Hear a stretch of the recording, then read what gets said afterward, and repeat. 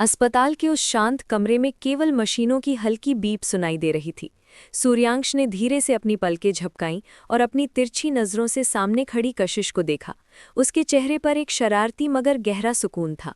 अब और कितनी देर तक वहां बुत बनकर खड़ी रहने वाली हो? सूर्यांश की भारी और मखमली आवाज कमरे के सन्नाटे को चीर गई। उसकी आवाज सुनकर कशिश जैसी किसी गहरी सोच से जागी। उसने खामोशी से अपनी पलकें झुकाईं, अपना सिर नीचे किया और दबे पांव चलते हुए उसके बिस्तर के पास रखी कुर्सी पर बैठ गई। सूर्यांश की नज़रें उसके चेहरे पर जम सी गई थीं। कशिश का वो गोल, मासूम और कुंदन सा दमकता चेहरा देखकर वो जैसे किसी दूसरी दुनिया में खो गया। उसे निहारना सूर्यांश के लिए किसी इबादत से कम नहीं था।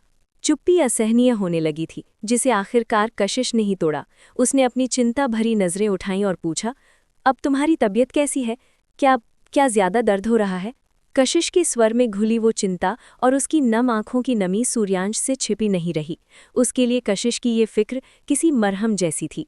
लेकिन सूर्यांश ने अपनी चिर परिचित लापरवाही दिखाई और हल्के से मुस्कुराते हुए कहा, अरे मुझे क्या होगा? तुम बेकार में परेशान हो रही हो बटकअप। ये तो बस मामूली खरोचे हैं, इनसे कुछ नहीं होता यार। इन छोटी मोटी चोटों के पीछे अपना मूड क्यों खराब कर रही हो? कशिश की आंखों में हैरानी और गुस्से का मिला जुला भाव उभर आया। उसने लगभग झिड़कते हुए कहा, मतलब आपको वाकई दर्द नहीं हो रहा? और अगर नहीं हो रहा तो फिर आप लड़ने ही क्यों गए थे? क्या आपको लड़ने का इतना शौक है कि किसी से भी भिड़ जाते हो और फिर इस तरह अस्पताल में भर्ती हो जाते हो?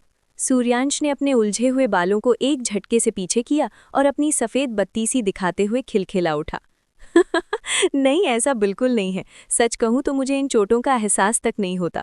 वो तो तुम इतना कह रही थी, इसीलिए मैं मान गया कि चलो अस्पताल चलते हैं, वरना मुझे इसकी कोई ज़रूरत नहीं थी। उसका ये बेपरवाह अंदाज देखकर कशिश का मन किया कि वो अपना सिर पीट ले। उसने मन ही मन खुद को कोसा, क्यों आई तू इससे मिलने कशिश? इसे तो अपनी कोई फिक्र ही नहीं है, बेशर्मों की तरह हंस रहा है। फालतू में अपना वक्त बर्बाद किया मैंने इस बेवकूफ़ के पीछे।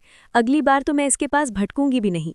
जैसे सूर्यांश ने उसके मन की बात पढ़ ली हो, उसने उसकी आंखों में गहराई से देखते हुए कहा, ऐसा किसने कहा कि मुझे कद्र नहीं है? अगर कद्र नहीं होती तो मैं अस्पताल के बिलों पर इतना खर्च क्यों करता, और वो भी इन मामूली चोटों के लिए? सच तो यह है कि मुझे बस तुमसे मिलना था। मुझे यकीन था कि तुम आओगी, इसीलिए मैंने ये सब किया।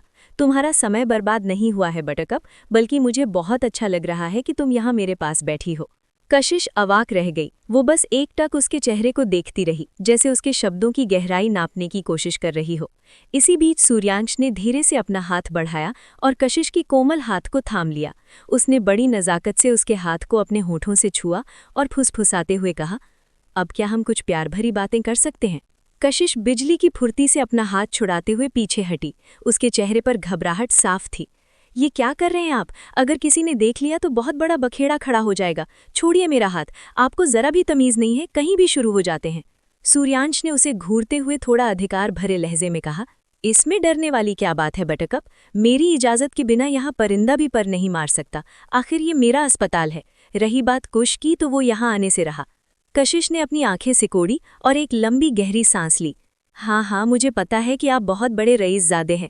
आपकी मर्जी के बिना यहाँ पत्ता भी नहीं हिलता, पर मुझे अपने और अपनी भाई की फिक्र है। अगर उसे ज़रा भी भनक लगी कि मैं उससे झूठ बोलकर यहाँ आपसे मिलने आई हूँ, तो मेरा क्या हाल होगा आप सोच भी नहीं सकते।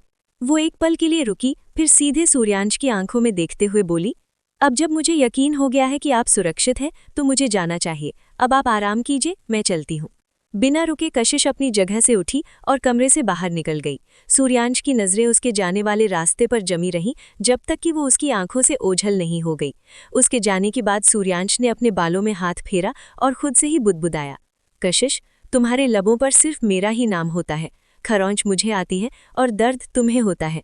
तुम भले ही अभी ना मानो कि तुम्हें मुझसे मोहब्बत है, पर कोई बात नहीं, धीरे धीरे मैं तुम्हें इस बात का एहसास दिलाकर रहूंगा।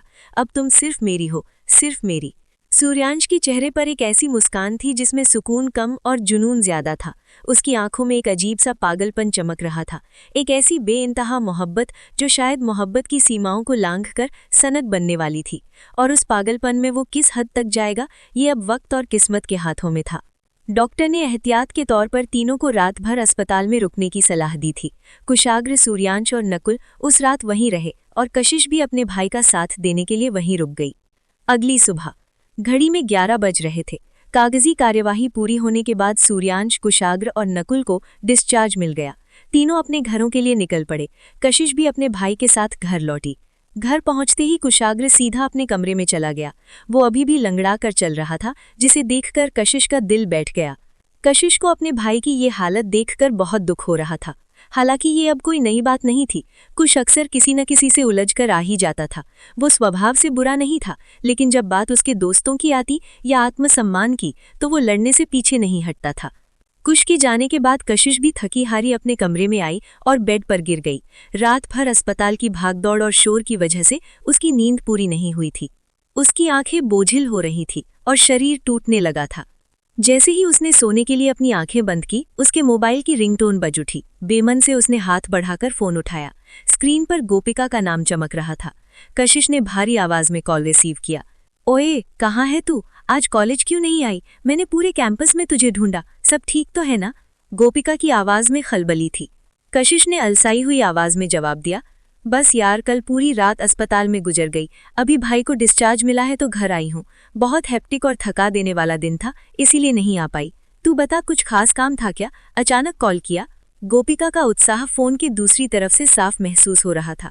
अरे सुन, हमारे कॉलेज में फेस्ट शुरू होने जा रहा है और सबसे बड़ी बात यह है कि इसमें हिस्सा लेना सबके लिए कंपलसरी है। और सुन, इसमें एक जबरदस्त ट्विस्ट है। कशिश की नींद थोड़ी उचटी, उसने उत्सुकता से पूछा, ट्विस्ट? कैसा ट्विस्ट? इस बार सीनियर्स भी हमारे साथ हिस्सा लेंगे। हमें उनके साथ परफॉर्म करना होगा। तू कल कॉलेज जरूर आना अपना नाम लिखवाने के लिए। अगर नहीं आ पाएगी तो बता दे, मैं और प्रेरणा तेरा नाम दे देते हैं, चलेगा? कशिश कुछ पल के लिए खामोश हो गई। उसके दिमाग में कई विचार कौंधने लगे। उसकी चुप्पी देखकर गोपिका फिर से चिल्लाई, ओए तू फिर सो गई क्या? कुछ बोल तो सही, वरना हम अपनी मर्जी से तेरा नाम दे देंगे। हाँ, दे दो। अब जब कंपलसरी है तो क्या ही कर सकते हैं। कल आकर देखूंगी कि कौन से कंपटीशन में हिस्सा लेना है, कशिश ने हार मानते हुए कहा। अपनी बात पूरी करने के बाद उसने गोपिका और प्रेरणा से थोड़ी और औपचारिक बातें की और फोन काट दिया। मोबाइल एक तरफ रखकर उसने चादर ओढ़ी और गहरी नींद की आगोश में समा गई, अनजान इस बात से कि आने वाला फेस्ट उसकी जिंदगी में क्या नया मोड़ लाने वाला है।